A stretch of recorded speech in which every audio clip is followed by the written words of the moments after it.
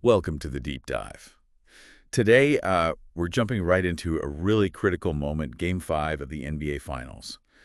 The Indiana Pacers, their title hopes kind of hanging by a thread, and it all seemed tied to their star, Tyrese Haliburton, and just how much pain he could play through. Yeah, it's one of those classic high-stakes sports moments, isn't it? Where you see these incredible athletes pushing their bodies, right to the absolute edge.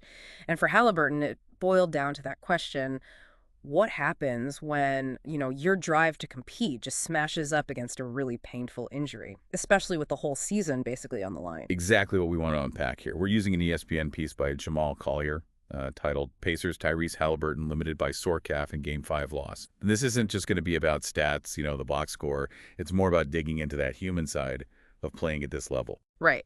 Our goal here is for you, listening, to kind of get a feel for the pain, yeah, but also the sheer perseverance, and how one player being less than 100% can send ripples through the whole team, the whole series. We're really looking at what all in means when your body's basically screaming stop. Okay, so let's set it up. Game 5, NBA Finals. Pacers versus the Oklahoma City Thunder. And, well, it was a tough one for Indiana. They lost 120-109. And that loss puts them in a really, really tight spot, down 3-2 in the series now. You can just feel that pressure ramping up, can't you? Game 6 is Thursday, back home in Indy. But yeah, their season's right there on the brink. And smack bang in the middle of all this pressure was Tyrese Haliburton. We saw him pull up, aggravating that sore right calf. It was pretty early first quarter of Game 5. But this wasn't totally out of the blue, was it? No, not entirely. He'd actually limped off after the press conference following Game 2. Initially, it was reported as maybe a right ankle thing, but he confirmed later this calf issue, it was in the, quote, same area. So yeah, it's this nagging injury flaring up at, well, pretty much the worst possible moment. So he goes off, heads to the locker room. Most of us watching probably thought, okay, that's his night done. Yeah, you assume the worst. But then, remarkably, he comes back out in the second quarter, calf's all wrapped up, and he's insisting, he's playing through it for the rest of this crucial game. I mean, what does that tell you about an athlete's mindset right then?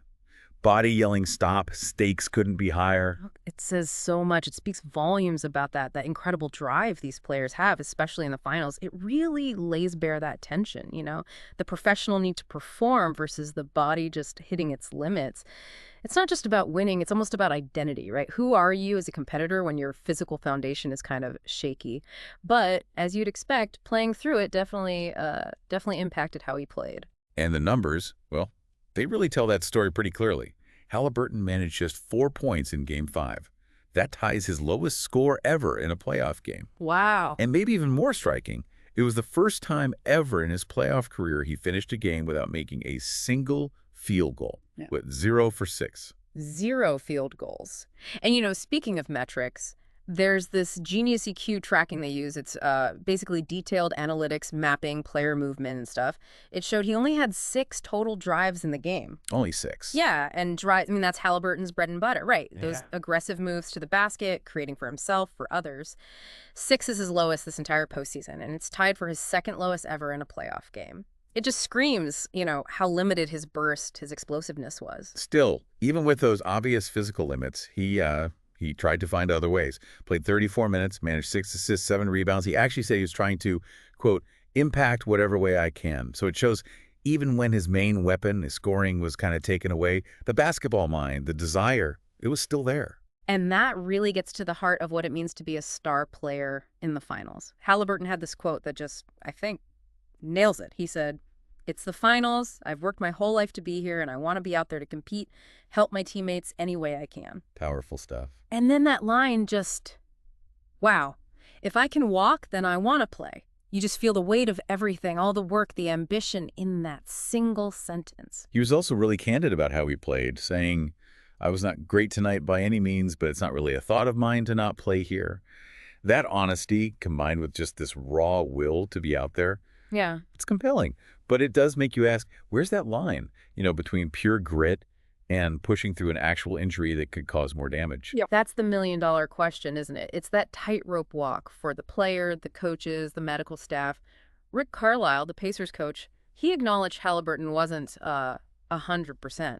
But he also stressed, this is a lifetime opportunity. Not many guys are going to sit, even if they are a little banged up. Then he added the crucial bit. If you're injured, that's a different story. Right, the difference between banged up and injured. Exactly.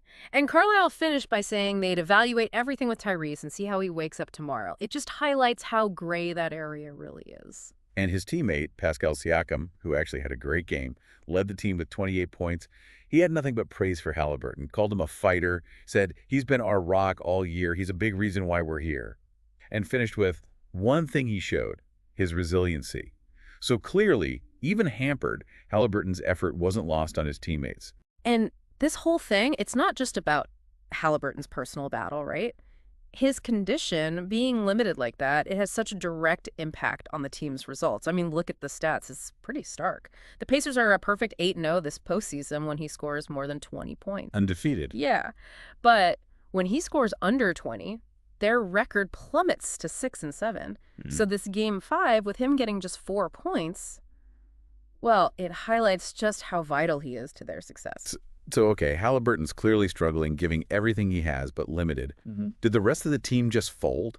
Or did they step up? Actually, they showed some real fight in Game 5s, didn't they? Yeah. They clawed back from being down double digits in the first half. They did. Got the Thunder lead all the way down to just 2 points, 95-93, with about 8.5 minutes left in the fourth. Yeah, that was impressive. Showed that collective spirit they have. But, the Thunder are the top seed for a reason. They just weathered the storm and responded with this decisive 25-16 run to finish the game off. And looking back at that game, a huge issue for the Pacers, maybe made worse by Haliburton being less effective, was turnovers. Oh, definitely. 22 turnovers for Indiana. Yeah. And OKC turned those into 32 points.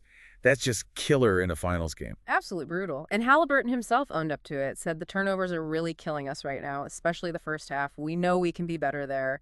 It's something they just have to clean up. This loss also snapped a pretty impressive streak for Indiana. Monday night was the first time this entire postseason that they've lost 2 games in a row. That streak went all the way back to March. Wow, that's quite a run. Yeah, and resiliency, bouncing back, that's been a real hallmark of this Pacers team throughout the playoffs. But now it's being tested like never before. And Haliburton, he's basically calling on that exact quality now. He mentioned how the Pacers have had our backs against the wall many different times over the last 2 years and had to find different ways to win.